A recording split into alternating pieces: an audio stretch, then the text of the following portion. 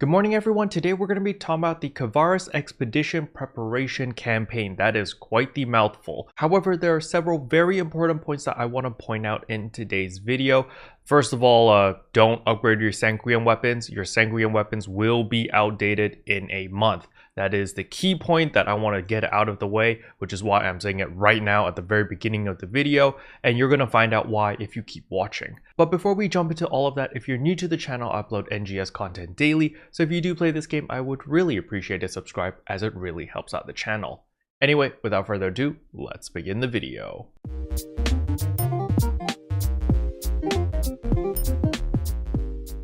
So the first thing I want to talk about is how do you get these Kvaris Expedition Preparation tickets? Well, it's simply through the limited time quest. So when we go to our tasks over here, our tasks and limited time, you're going to notice that you have a bunch of quests over here, which will actually reward you with these expedition tickets. Now at the time of this recording, you can get a total of 14 of these expedition tickets. However, throughout the entirety of this event, you will be able to earn 20 of these Kvaris Expedition tickets. Now, if you're wondering how much time you actually have plenty of time. You have all the way until June 8th to collect all 20 of these tickets, so don't freak out, just slowly work through them and you will be fine. Now the reason why you want these expedition tickets is because you can exchange them for the new Evil Eclipse weapons. So these are the new 6-star rarity weapons and they are far superior compared to your Sanguine weapons. The main thing we're going to be looking at is of course the attack power at enhancement level 50. So you can see here that you will gain 471 attack power. If we look over here at the Sanguine Katana, which is currently the highest damage weapon that we have in the game right now, it only goes up to 385. So you are getting almost 100, well like 90 something extra attack power just by upgrading to these 6-star weapons. So I do not recommend anyone investing their photon scales making a Sanguine weapon right now, simply because it's not worth it. In 1 month's time, everyone will be able to get their Evil Eclipse weapons over here, and they are just far better. Now they even told us the potential of this weapon, and this potential looks nuts over here. So yes, potency is 22%, so that is going to be lower than this one where it's 26%. However, the flat damage over here makes this weapon just, infinitely better. But other than that, the potential also allows us to increase our natural PP recovery speed plus 100% for 20 seconds on successful sidestep. However, there is a 10-second cooldown.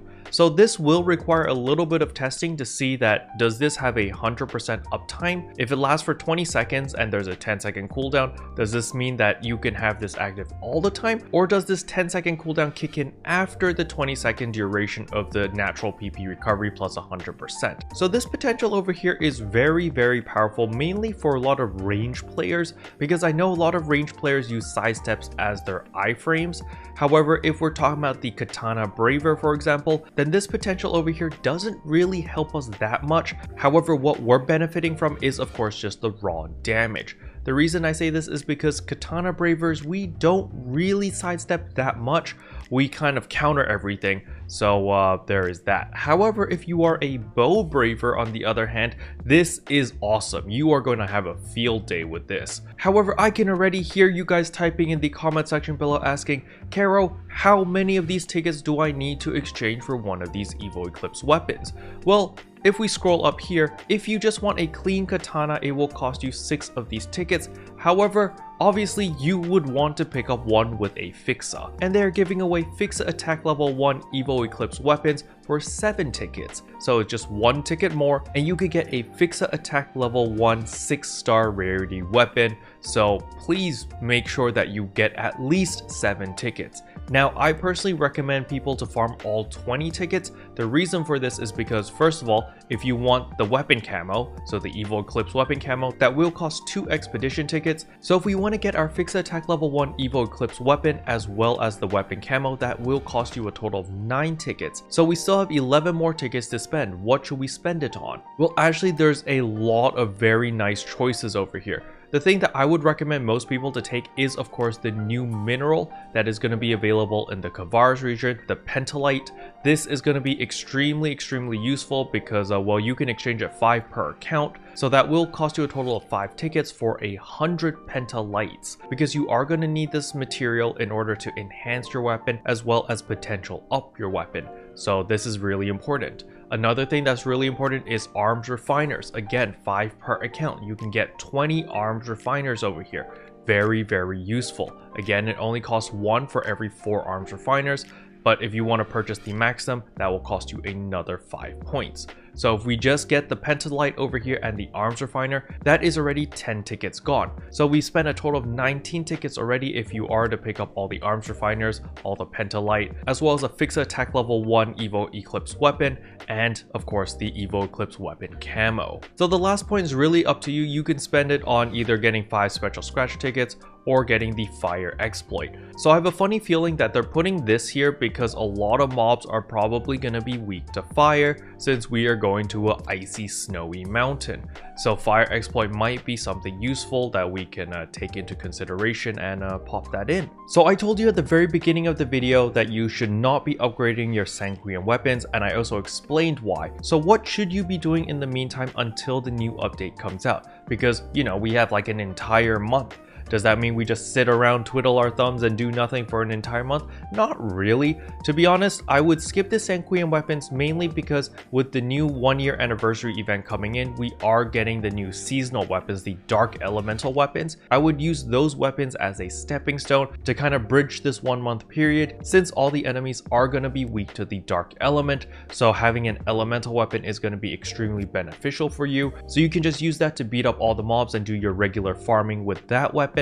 However, if you do want to invest into a Kukurosiat weapon, that is fine. You can still invest into a Kukurosiat weapon, max it out, and it will retain its value because when you go into the geometric pyramid, you are still going to be incentivized to use the Kukurosiat weapon even if the attack power is significantly lower than the Evil Eclipse weapons, which come out next month. So in conclusion, try to earn as many expedition tickets as you can. You can earn a maximum of 20 of these tickets. You will use 7 of these tickets to exchange for a 6-star rarity weapon with a fixed attack 1 on it. Then you can use your excess points for Pentalite, which is going to be the new ore in the Kvaris region, which you're going to need to upgrade your 6-star rarity weapon. You can also get 20 arms refiners as well as the Evil Eclipse weapon camo. So it is in your best interest to get as many of those expedition tickets as possible. I know some of these limited time quests are going to be a little bit challenging, such as the Trainia one where it's clear the geometric labyrinth with an S rank or above. This one is a little bit challenging. However, you do have a lot of time. You have all the way until June 8th to clear this mission over here. So just try to find a team and just keep trying and trying and trying, and you guys will get there eventually.